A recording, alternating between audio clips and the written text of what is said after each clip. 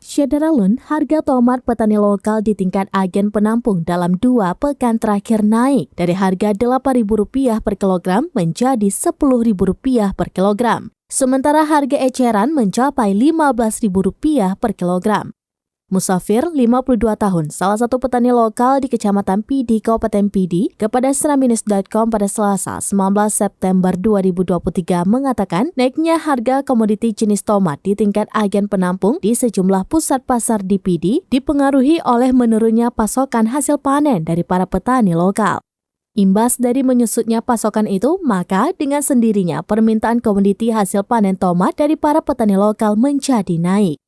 Meski saat ini rata-rata naik Rp2.000 per kilogram di tingkat agen penampung, namun ini memberikan sinyal bahwa hasil produksi petani lokal di sektor pertanian akan semakin memberi semangat juang para petani.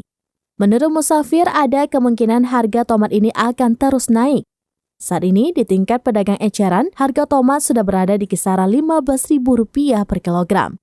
Ditambahkan, umumnya dari hasil panen tomat petani lokal di beberapa kecamatan di kabupaten berjuluk penghasil emping melinjo itu atau Pidi, selain dikonsumsi warga setempat juga dipasok keluar kabupaten terutama Banda Aceh serta beberapa kabupaten kota lainnya. Dari Pidi, Idris Ismail, Seraminis.com.